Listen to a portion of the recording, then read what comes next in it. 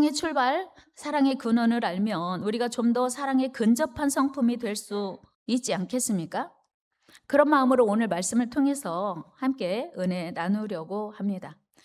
신구약 성경을 한약 보자기에 싸서 꾹 짜면 뚝뚝 떨어지는 한 방울, 한 단어가 있다면 그것은 사랑일 것입니다. 아담 이후로 범죄한 우리 인류를 구원하시기 위해서 하나님께서 그 아들 독생자 예수를 보내기로 작정한 것이 하나님의 사랑의 출발이에요. 그리고 예수님은 이 땅에 오셔서 그 고통의 십자가를 묵묵히 지고 죽으신 그 사건이 사랑의 사건이었습니다. 구약 성경 계속 하나님께서 여러 선지자들을 통해서 예수님을 이 땅에 보내시기로 작정하신 그 계획을 말씀하신 게 구약 성경이에요. 올드 테스트먼트라고 하잖아요. 오래된 약속, 옛 약속. 그리고 그 약속의 성취로 이 땅에 오신 분이 바로 예수 그리스도이십니다. 온 인류의 유일한 구원자로 이 땅에 오신 예수님의 이야기가 기록된 책이 신약 성경이에요. 영어로 New Testament, 새로운 약속. 그러니까 성경은 인간을 사랑하시는 하나님의 사랑 이야기, 따라서 그 크고 놀라운 사랑을 입은 우리가 서로 사랑하라고 가르쳐 주시는 책이기도 합니다. 물론 이 사랑은 아가페 사랑이에요. 사람의 사랑은요, 부모가 아무리 자녀를 사랑한다고 해도 갈수록 더 조건적 사랑 되는 것 같아요. 이성 간의 사랑, 당신 없이는 못 살아, 그대 없이는 못 살아 에서 시작된 가정도 조건적 사랑이에요. 에로스 사랑은요, 하나님의 사랑을 닮아 있긴 한 것 같은데 대단히 결이 다릅니다. 그래서 우리 인간들끼리의 사랑은 말처럼 쉬운 것도 아니고 간단한 것도 아닙니다. 때로는 사랑 때문에 상처도 받고 사랑 때문에 실망도 합니다. 왜요? 사랑은 우리가 노력한다고 되는 게 아니기 때문이에요. 오늘 성경 보니까 사랑은 성령께서 맺게 하시는 열매라고 소개하고 있습니다. 사랑이 성령의 열매인 이유는 성령으로 말미암아야만 사랑이 열매 맺을 수 있기 때문이에요. 그래서 성령의 열매 첫 번째가 사랑인데 사랑 없이는 기쁨도 없고 사랑 없이는 화평도 없고 사랑 없이는 오래 참음도 없고 사랑 없이는 그 어떤 은사도 유지되지 않는다는 거예요. 그러니까 사랑이 없는 기쁨, 사랑이 전제되지 않는 오래 참음 다 빈 껍데기 뿐이라는 것입니다. 여러분, 바울이 말하는 사랑은 단순히 내가 좋아서 선택하는 기분이나 느낌이 아닙니다. 사랑은 누가 뭐래도 삶 속에서 행위로 나타나야 합니다. 고린도전서 13장에서 바울은 사랑에 대해서 이렇게 설명하고 있습니다. 우리 같이 읽겠습니다. 시작. 내가 사람의 방언과 천사의 말을 할지라도 사랑이 없으면 소리나는 구리와 울리는 꽹과리가 되고 사랑이 있어야 방언도 빛이 나고 예언도 귀하게 된다는 거죠. 또한 2절에서도 바울은 이렇게 말하고 있어요. 같이 읽어요. 시작. 내가 예언하는 능력이 있어 모든 비밀과 모든 지식을 알고 또 산을 옮길 만한 모든 믿음이 있을지라도 사랑이 없으면 내가 아무것도 아니요. 사랑이 없으면 아무것도 아니래요. 산을 옮길 만한 능력 어마어마한 거잖아요. 그런데 산을 옮길 만한 능력이 있어도 그 안에 사랑이 없으면 아무것도 아니라고 하는 바울의 고백이에요. 그러니까 많은 능력이 있어도 사랑이 없으면 유익도 없대요. 3절 말씀 볼까요? 내가 내게 있는 모든 것으로 구제하고 또 내 몸을 불사르게 내줄지라도 사랑이 없으면 내게 아무 유익이 없느니라. 아멘. 여러분, 나무가 아무리 커도요, 그 안에 생명이 없으면 봄이 와도 싹이 나지 않고요, 꽃도 피지 않고요, 열매 맺지 않습니다. 마찬가지로 우리 안에도 여러 가지 많은 능력이 있어도 사랑이 없으면 진정한 능력이 아니라고 하는 거예요. 그렇다면 우리 안에 사랑이 충만해지기 위해서 가장 전제되어야 할 것은 무엇일까요? 여러분, 사랑이 우리 안에 충만하게 되길 원하시잖아요. 성령 충만해야 돼요. 사랑은 본래 하나님의 속성이고 하나님의 성품이기 때문이에요. 당연히 하나님의 성품인 사랑이 우리에게 충만하게 부어지기 위해서는 성령으로 충만해야 됩니다. 그 증거가 사도행전 2장인데요. 초대 예루살렘 교회는 성령이 충만하게 되자 성도들은 자신들의 소유를 내어주고 나누어지기 시작했어요. 그들은 자기 것을 서로 통용하기 시작했습니다. 우리 사도행전 2장 44절 말씀 읽겠습니다. 시작. 믿는 사람이 다 함께 있어 모든 물건을 서로 통용하고 또 재산과 소유를 팔아 각 사람의 필요를 따라 나눠주며. 아멘. 여러분, 소유가 많다고 나눌 수 있을까요? 초대 예루살렘 교회 성령이 충만하게 되니까 자기 소유를 팔아서 어려운 사람들에게 다 나눠주는 거예요. 이게 성령의 역사입니다. 자기 소유, 자기 재산을 서로 나누고 통용하는 일이 결코 작은 일도 아니고 쉬운 일도 아닙니다. 그런데 초대 예루살렘 교회 안에서는 성령이 충만하게 된 결과로 이런 아름다운 사랑의 열매가 나타난 것입니다. 그 결과 47절의 말씀과 같이 교회 공동체는 기쁨이 넘치고 감사가 넘치게 되고 자연스럽게 교회 부흥으로 연결된 거예요. 우리 같이 말씀 읽어요. 시작. 하나님을 찬미하며 또 온 백성에게 칭송을 받으니 주께서 구원받는 사람을 날마다 더하게 하시니라. 아멘. 그런데 우리가 모두가 원하는 사랑 있기 위해서 성령 충만해야 돼요. 여러분, 우리 모두 우리 방주교회가 사랑에 충만한 교회 되기를 소원합니다. 그런데 성경에는 하나님의 큰 사랑을 받고도 그 사랑을 나타내지 못하는 사례를 여러 사례 소개하고 있습니다. 마태복음 20장 오늘 소개하려고 하는데요. 포도원의 품꾼의 이야기입니다. 예수님께서 비유하신 이 말씀의 내용은 어떤 포도원 주인이 일꾼들을 불러 포도원에서 일하게 했습니다. 주인은 아침 일찍부터 나가서 택 한 바퀴를 기다리는 사람들을 선택을 해서 포도원에 들어가서 일하라고 했어요. 그러면서 뭐라고 했냐면 오늘 하루 일하면 하루 품삯인 한 데나리온 줄게, 이거였어요. 말씀 읽어볼까요? 마태복음 20장 1절 2절 시작. 천국은 마치 품꾼을 얻어 포도원에 들여보내려고 이른 아침에 나간 집 주인과 같으니 그가 하루 한 데나리온씩 품꾼들과 약속하여 포도원에 들여보내고. 한 데나리온 주기로 약속하고 포도원에 품꾼들을 들여보냈어요. 문제는 일이 다 끝나고 품삯을 계산하는 시간이었어요. 아침 일찍부터 온 그 일꾼들을 분명히 한 데나리온 주기로 약속을 했습니다. 그런데 이 주인이 무슨 의도에서였는지 맨 마지막에 온 사람부터 품삯을 주는 거예요. 그런데 맨 마지막에 오는 사람이 보니까 한 데나리온을 받는 거예요. 이게 뭐야? 맨 마지막에 와서 1시간만 일했는데 한 데나리온 준다고? 아침 일찍 온 사람 마음에 갑자기 막 기대가 생기면서 마음이 막 물렁물렁해지면서 막 꿈틀거리기 시작했어요. 야, 그럼 나는 얼마 받을까? 나 얼마 받지? 분명히 주인은 한 데나리온 준다고 약속했는데 글쎄 저 사람은 1시간밖에 일 안 했는데 1시간 일한 사람을 한 데나리온 주는 거 보니까 우리는 10개 줄래나? 막 이런 기대가 생기고 갑자기 마음이 막. 그런데 3시에 온 사람, 12시에 온 사람, 9시에 온 사람을 다 한 데나리온을 주는 거예요. 그러더니 마지막으로 아침 일찍부터 온 사람에게 한 데나리온 주는 거예요. 갑자기 마음에 부하가 치밀면서 화가 올라오면서 주인에게 원망불평이 생긴 거예요. 주인이요, 나는 아침 일찍부터 새벽부터 왔는데 저 친구는 다 저녁에 와서 1시간밖에 일하지 않았는데 왜 돈을 똑같이 줍니까? 제 얘기 아니고 성경에 써 있어요. 읽어요. 시작. 먼저 온 자들이 와서 더 받을 줄 알았더니 그들도 한 데나리온씩 받은지라. 쏟아지는 불평도 들어봅시다. 시작. 11절 12절. 받은 후 집 주인을 원망하여 이르되 나중 온 이 사람들은 1시간밖에 일하지 아니하였거늘 그들 종일 수고하며 더위를 견딘 우리와 같게 하였나이다. 분명 원망 불평인 거예요. 1시간밖에 일하지 않은 사람을 우리하고 똑같이 준다고요? 말도 안 됩니다. 이런 불공평이 어디 있습니까? 막 소리 지르는 거예요. 그때 주인의 대답은 무엇이었습니까? 나 잘못한 거 없어. 내가 아침에 한 데나리온 주기로 약속했지. 한 데나리온 받았지. 내가 약속한 대로 줬는데 내가 이 사람에게 한 데나리온 주든 말든 네가 뭔 상관이야? 13절 14절 같이 읽어봐요. 시작. 주인이 그 중에 한 사람에게 대답하여 이르되 친구여 내가 내게 잘못한 것이 없노라.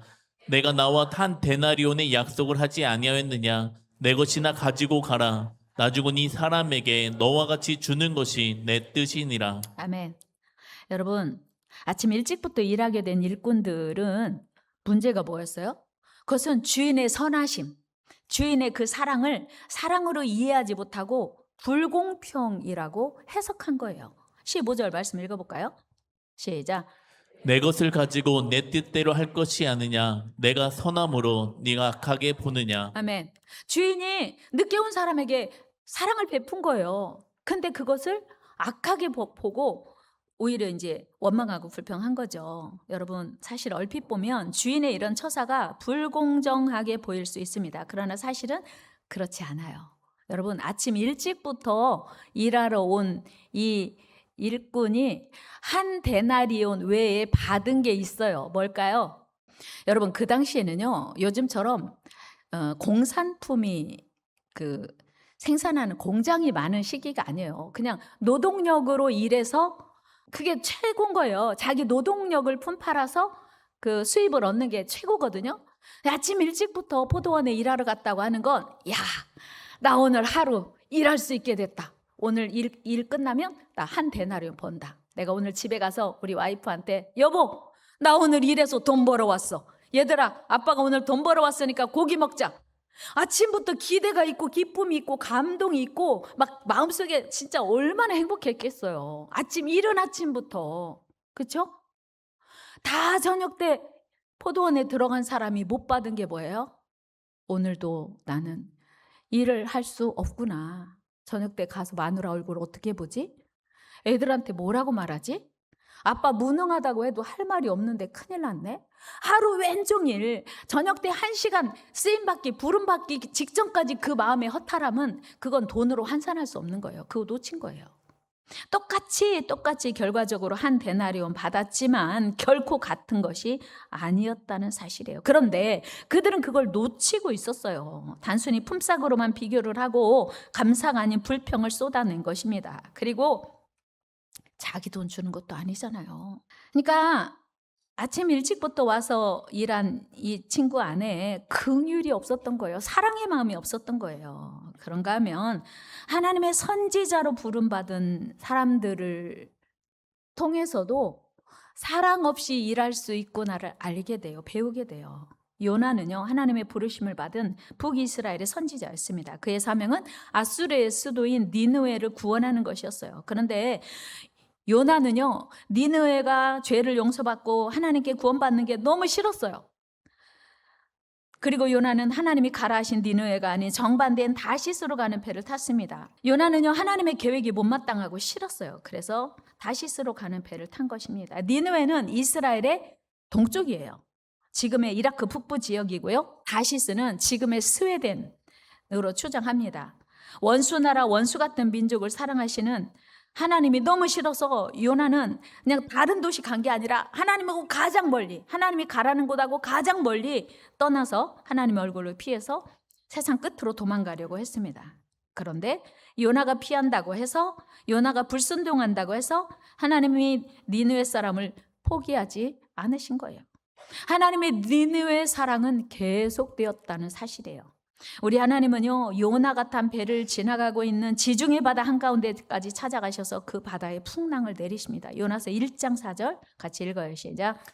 여호와께서 큰 바람을 바다 위에 내리심에 바다 가운데 큰 폭풍이 일어나 배가 거의 깨지게 된지라. 아멘. 요나를 향한 우리 하나님의 사랑, 니느웨를 향한 우리 하나님의 사랑은 결코 멈추시지 않으셨습니다. 여러분, 오늘 우리를 향한 하나님의 사랑 역시 결코 멈추어지지 않는다는 사실을 기억하시기를 바랍니다. 우리가 거절해도요, 거부해도요, 하나님의 그 사랑은 멈추지 않아요. 우리 하나님은 굳이 싫다고 도망가는 요나를 포기하지 않으시고 따라가시며 그를 설득하시고 마침내 순종하게 하십니다. 이게 하나님의 놀라운 사랑이에요.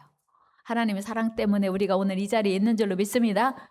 우리가 거역할 때마다, 거절할 때마다, 불순종하고 원망 불평할 때마다 하나님이 그래 좋아, 난 너 안 쓸 거야 했으면 우리 이 자리에 있을 수 없어요. 하나님 은혜 감사하죠? 아멘. 그래서 때로 우리는 하나님의 사랑이 바다 한가운데서 만날 때가 있어요. 풍랑 한가운데서 하나님의 사랑을 마주할 때가 있어요. 여러분, 풍랑 한가운데에서 하나님을 마주하더라도 그게 하나님의 사랑, 하나님의 저주고 진노가 아니고 하나님의 사랑임을 기억하시기를 바랍니다. 그렇게 요나는 바다 한가운데서 풍랑을 만났고 배에 탄 모든 사람들이 죽을 지경이 되어서야 요나는 이 풍랑이 자기로 말미암았고 자신을 바다에 던지면 풍랑이 잠잠해질 것이라고 실토합니다. 우리 요한복음 요나서 1장 12절 시작. 그가 대답하되 나를 들어 바다에 던지라. 그리하면 바다가 너희를 위하여 잔잔하리라. 너희가 이 큰 폭풍을 만난 것이 나 때문인 줄을 너희가 아노라 하니라. 아멘. 여러분, 요나 다 알고 있어요. 다 알아요. 누구 때문에 이 일이 일어났는지, 어떻게 해야 이 일이 해결되는지 우리 다 알아요. 그런데 알고 뭐 한다고 하죠. 요나가 그랬던 거예요. 그렇게 요나는 거센 풍랑이 요동치는 지중해 바다 한가운데 던져졌습니다. 당연히 그 순간 바다는 거짓말처럼 조용해지는 것이었어요. 그리고 요나는 사랑 많으신 우리 하나님의 배려로 큰 물고기 뱃속으로 들어가게 됩니다. 여러분, 아무것도 보이지 않는 죽을 것 같은 숨쉬기도 복잡한 물고기 뱃속에서 요나가 할 수 있는 일은 무엇이었을까요? 정말 불편하고 냄새나고 숨도 쉴 수 없는 그 고통에 요나가요, 그곳을 지옥이라고 표현했거든요.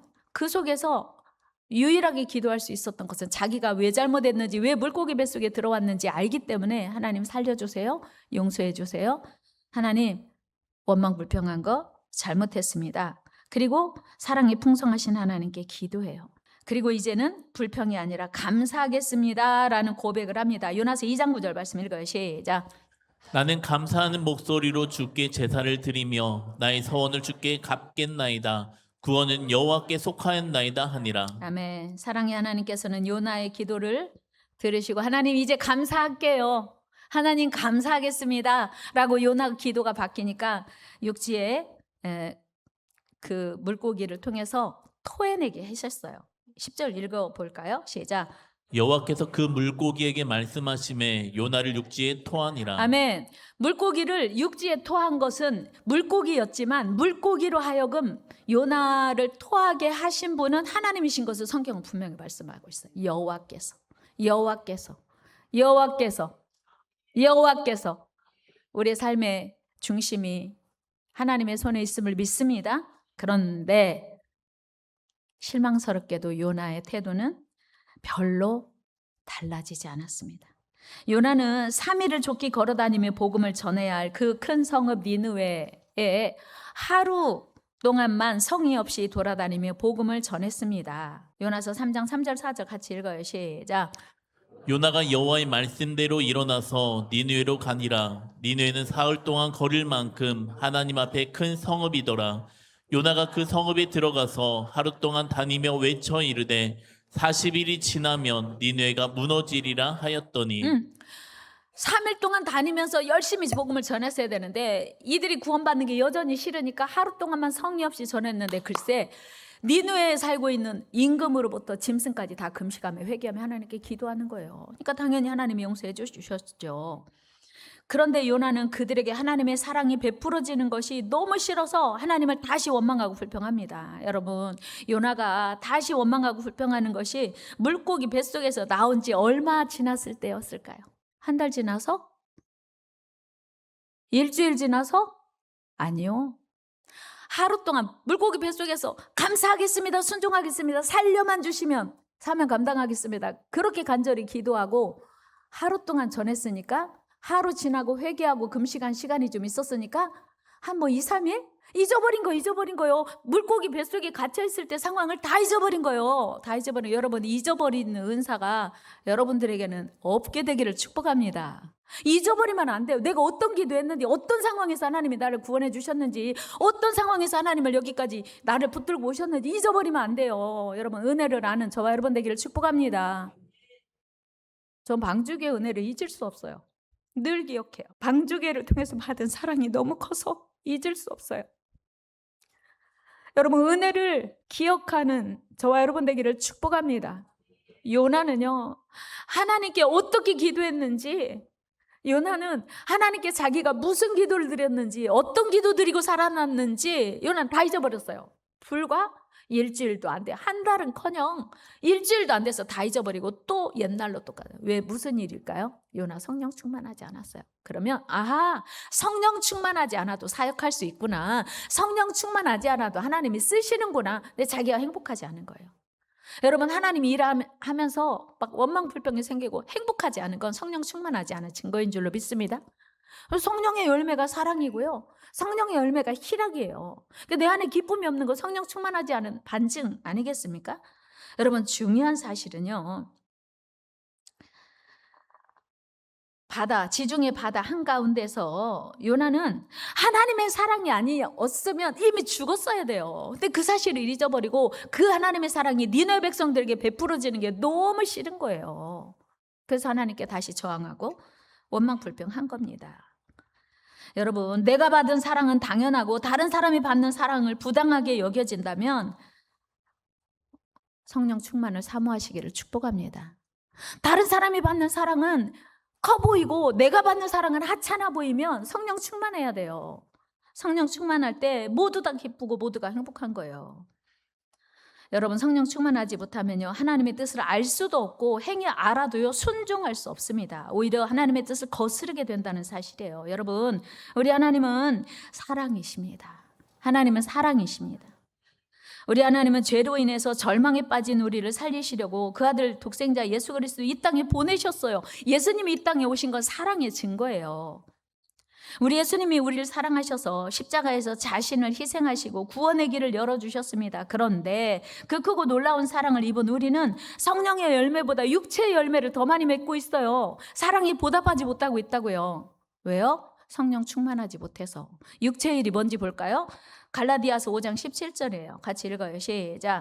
육체의 소욕은 성령을 거스르고 성령은 육체를 거스르나니 이 둘이 서로 대적함으로 너희가 원하는 것을 하지 못하게 하려 함이니라. 아멘. 갈라디아서 5장 17절에서 육체의 일을 말씀하고 있고요. 이어지는 말씀에 성령의 역사, 성령의 열매에 대해서 바울이 이야기하고 있는 거예요. 오늘 제가 여러분들과 함께 읽은 본문이죠. 여러분, 생각해 보세요. 포도원 품꾼들이 불평하는 이유가 뭘까요? 하나님의 사랑이 그 안에 없어요. 그래서요, 요나가 분노하는 일이 뭐예요?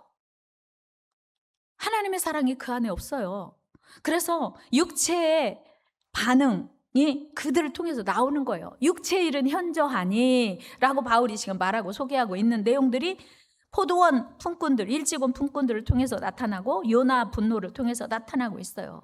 여러분, 우리는 육체의 열매를 벗고 성령의 열매를 맺어야 할 줄로 믿습니다. 성령의 열매가 사랑이기에 사랑의 열매는 성령 안에서만 맺어져요. 사랑은 배우는 것이 아니고 성령 충만함으로 저절로 맺어지는 열매예요. 그런데 안타깝게도 우리는 성령 충만을 사모하지 못하고 성령의 열매를 다른 사람에게만 바라는 거예요. 여러분, 스데반 집사가 돌에 맞아 죽었어요. 예수님을 믿는다는 이유로 돌에 맞아 죽어가면서 스데반 집사의 기도는 무엇이었어요? 저들의 죄를 용서하여 주옵소서. 저들은 자기의 죄를 알지 못합니다. 그 기도했어요. 그런데 그 옆에서 스데반이 죽임당함을 마땅히 여겼던 사울이 회개하고 이방인의 사도가 된 겁니다. 이게 성령의 열매예요. 성령 충만한 스데반을 통해서 사울이 열매로 나타나게 된 거죠. 말씀 정리합니다. 고린도 교회는 은사가 풍성한 교회였습니다. 방언도 있었고 예언도 있었습니다. 그런데 사랑이 없었습니다. 능력은 있었는데 능력을 받았다고 성품이 변한 건 아니었다는 사실이에요. 여러분, 사순절이 시작되었습니다. 우리가 더 겸손히 사모함으로 하나님 앞에 나아가야 하는 이유는 성령이 충만해야 나도 모르게 사랑이 나타나기 때문이에요. 성령 충만은 배우는 것이 아니고 하나님이 부어주시는 은혜, 열매로 나타나는 거예요. 우리 모두 이 사순절에 더욱 하나님의 은혜를 사모함으로 하나님의 은혜가 풍성해지고 사랑의 열매가 풍성한 방주교회 저와 여러분 우리 모든 성도님들 되시기를 주의 이름으로 축원합니다.